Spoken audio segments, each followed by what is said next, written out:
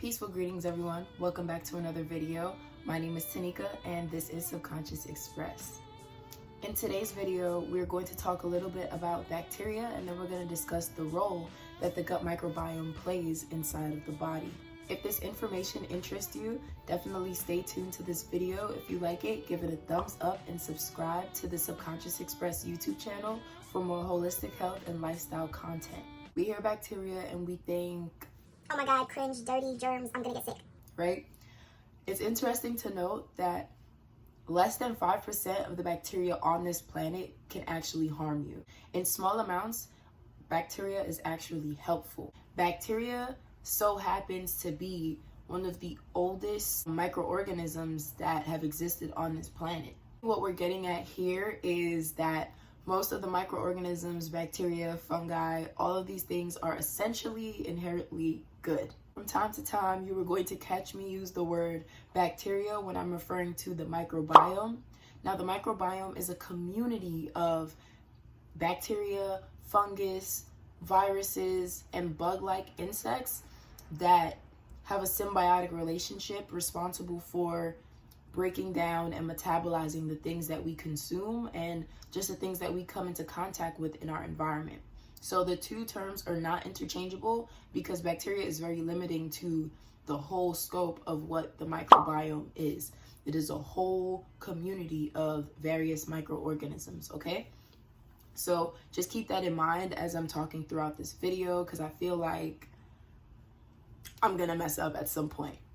As it relates to the bacteria that we carry in our bodies, it is said that the total weight of all the bacteria and just the microorganisms inside of us is equivalent to the weight of the human brain, weighing in at approximately 3 pounds. Send this video to a germaphobe and let them know that it is kind of unhealthy to be afraid of the microorganisms that are living in the environment. I understand this is a sensitive time to drop this video about how bacteria is inherently good, but still, in the grand scale of the bacteria that exists out there, majority of it is not harmful to your human body.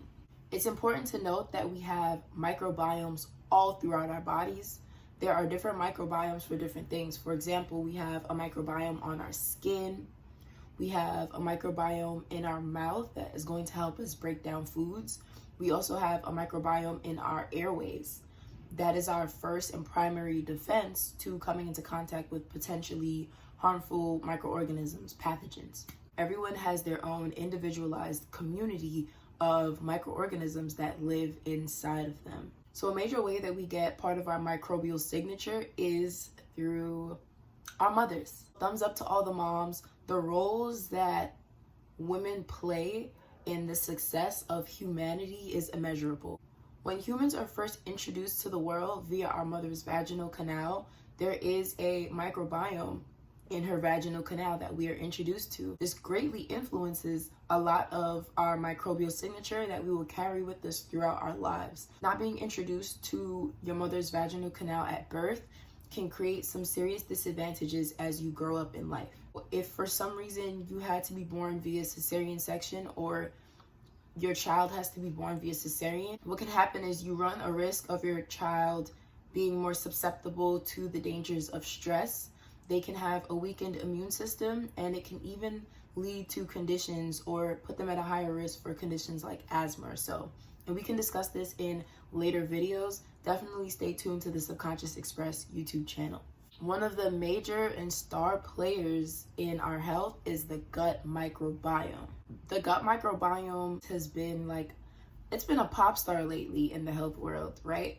Because what scientists are revealing is that almost all diseases or conditions of failed health can be connected right back to the microbiome. Whether healing the microbiome or bringing it to balance is going to help to correct the condition or manage the condition, or the ill keeping of the microbiome led to said condition. Imbalance of the microbiome can influence things like colon health, can lead to colon cancer. It can lead to mental health disorders like anxiety and depression. Also, it's known to be the key player in irritable bowel syndrome. So it is said that the microbiome in the gut can influence our immune health. It is said that a lot of our immune system begins in the gut.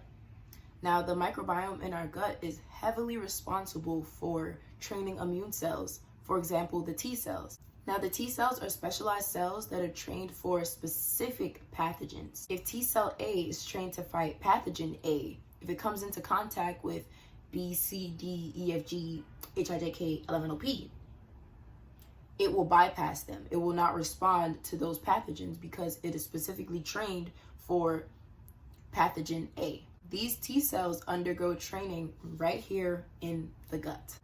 The human intestines, also mammalian intestines, a lot of the studies that we now have about the gut microbiome has actually been tested out in other mammals like mice.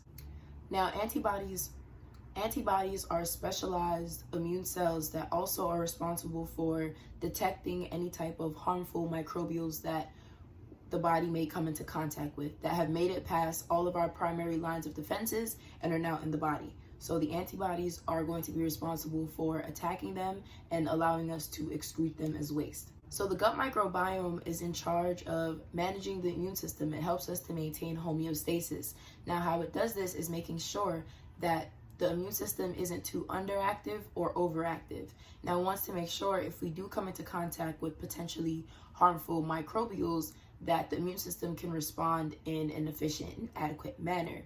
It also wants to make sure that if it's coming into contact with new bacteria that isn't necessarily harmful, it can pose a threat to the body, that it isn't going to attack it, or worse, even attack its own tissues, which are going to give you an autoimmune disease. As many of you may or may not know, there is a bidirectional pathway between the gut and the brain. This is called the gut-brain axis. So this is the way that the brain and the nervous system communicates to the gut and how the gut communicates to the brain. The brain communicating to the gut can influence things like our coordination, the way in which we digest foods, and the gut can communicate to the brain, which shows up as our mood, how we respond to things, our motivations. And so the gut-brain axis, or particularly the microbiome in the gut, can play a huge role in our mental health.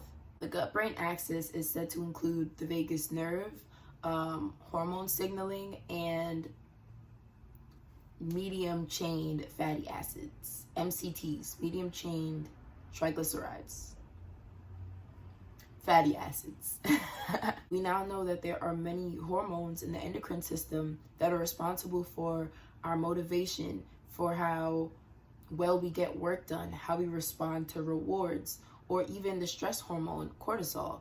When we are not eating properly, then the body produces too much cortisol. What we want it to produce is more serotonin, right? So that we feel motivated, so that we feel happy, so that we feel energized to go ahead and get work done. When we are consuming food, for example, Tanika does not consume kale or plant-based vegan cookies, okay?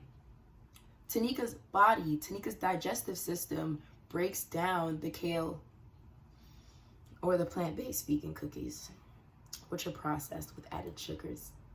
It breaks it down, and then Tanika's microbiome is going to take from it what it can't and try to dispel what it cannot. So oftentimes when these are broken down into their chemical form, what we consume can either help or hurt our microbiome. Too much sugars, especially added sugars, processed sugars, are not good for the microbiome. They're going to have them moving sluggish. They're too complex for them to digest and synthesize. And in response, what will happen is they will communicate to the brain that, yo, we're not happy. Or too much sugar has me feeling jittery. So you'll get either depression or anxiety, right?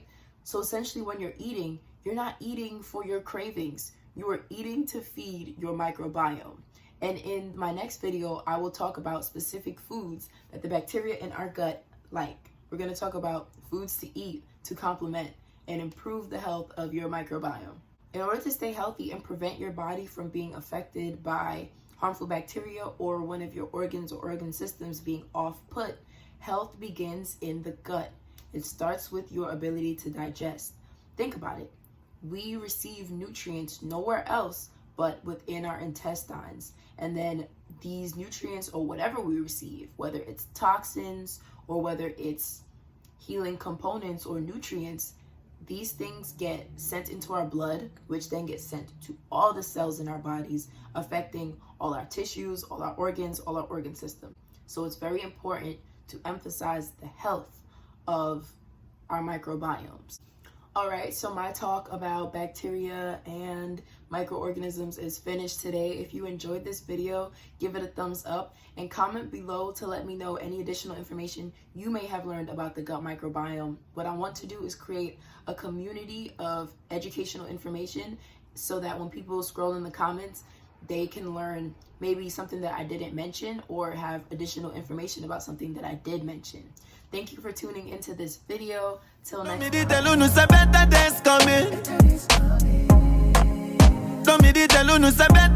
time.